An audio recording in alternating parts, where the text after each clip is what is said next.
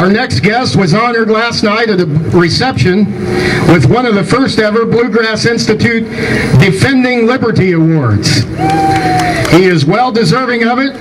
Leland Conway was born in Lexington, Kentucky, and grew up in the American Indian Mission Field in southern Arizona, where his parents still serve today. And I'm not going to read all this, Leland. You can say more if you'd like. But he currently hosts The Pulse on Lexington's News Radio 630 WLAP. Yeah. Be sure to turn that on at 9 o'clock every weekday morning, 630 WLAP.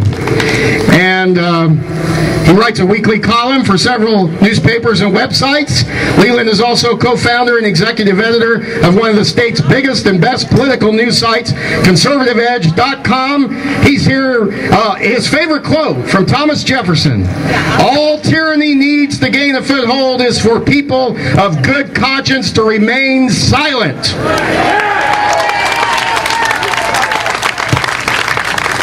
Here doing his part to keep tyranny from gaining a foothold is my friend, News Radio 630 WLAP's Leland Conway.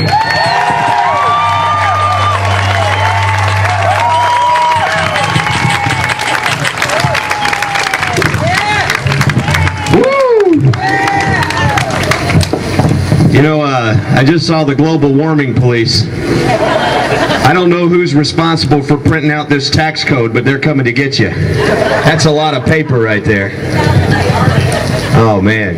Well, good afternoon, everybody, and welcome to Bluegrass Tax Liberation Day. I want to say something. I'm going to lose the first page of my speech here. It is very difficult to follow a man like Brother Joe.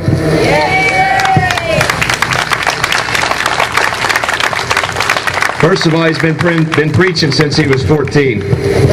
Second of all, he preaches to politicians.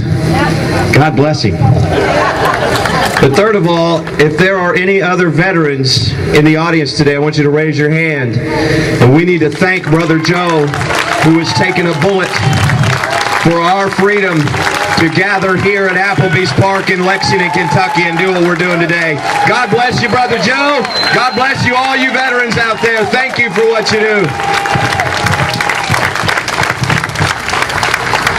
I heard a lot of people talking about this is not a partisan event.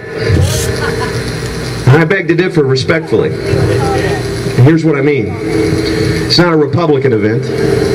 It's not a Democrat event.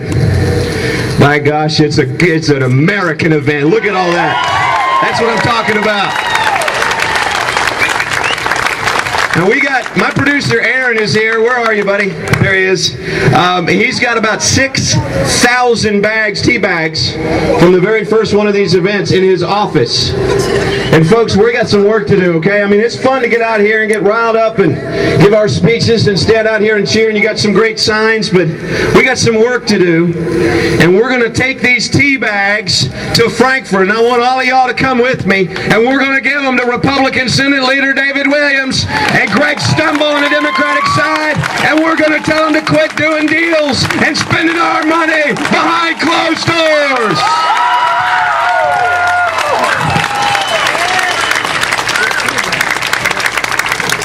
So we don't care what party you are. If you're not with us, if you're not with the American Party, then we're going to fire you. Over 200 years ago, our founding fathers had a vision. And these brave men and women saw a nation that was free from the natural suppression of government. They saw a nation in which every citizen was equal in the eyes of the law, that outcomes of their individual efforts would have no ceiling. No ceiling. They saw a nation where every citizen had the sacred right to private property so that they could build their fortunes unfettered by oppressive taxation. Are you with me so far? Now, in order to procure these rights, they had to throw off the bonds of an oppressive monarchy. In order to secure these rights, they had to sign their names to a document that was so dangerous. It was so criminal. The current DHS system would have called it a terrorist document so as to provoke the state of England into armed war with the United States of America. And in order to assure these rights, they had to construct a framework that established rules and boundaries for the United States because it was of, by, and for the people. So they procured these rights by taking a stand as a minority. They secured these rights by signing the Declaration of Independence. And they assured these rights by forming the United States Constitution. We're not here to drink tea. We're not here to drink tea. We're here to get our country to wake up. We're here to get our country to wake up from this terrible nightmare of shredding the Constitution, of increased taxation, of profligate spending, and of government intrusion into the lives of free men and women.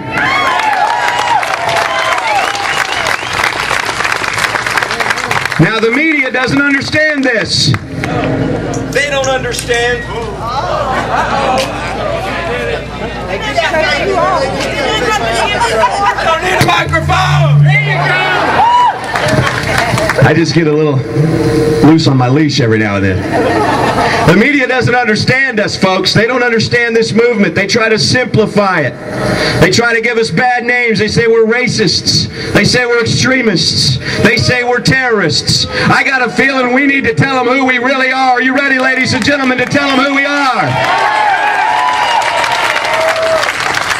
We are Joe, John, Jim, Jane, Jenny, and Julia the plumbers. We're hard-working Americans who want to take responsibility for our own lives and our own destinies. We're risk-takers. We're innovators, inventors. We're builders. We're starters. We're finishers and leaders. We're soldiers and captains and generals and pilots. We're compassionate Christians. We're missionaries. We're preachers, deans, and deacons. We're black. We're brown. We're white. We're every color you can imagine. But we're Americans, and we got one thing in common. We love liberty!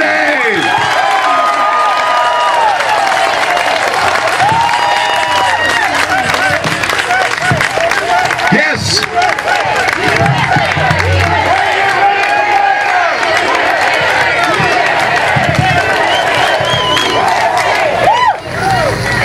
Far be it from me to stand in the way of that cheer, my friend. We want to control our own destiny. We crave freedom. We hold dear our rights, but folks, we take seriously the coinciding responsibilities that come along with that. We are individuals. We are individuals. Ayn Rand, the author, once said, the smallest minority on earth is the individual. Those who deny individual rights cannot claim to be defenders of minorities. We are all minorities of one, and we seek liberty for all. Yeah! Woo! That's the message, folks, that the mainstream media is afraid of. That's the message they don't want the rest of the world to hear. We're the group they don't have a template for. This week all across America, in towns and cities just like this one, over 500,000 Americans just like you and me gathered in tea parties all across the great fruited plains. This movement is not born of a party affiliation. This movement was not one man or one woman's brainchild. It is truly spontaneous. It is undeniably grassroots. And ladies and gentlemen, it is distinctively American in its nature.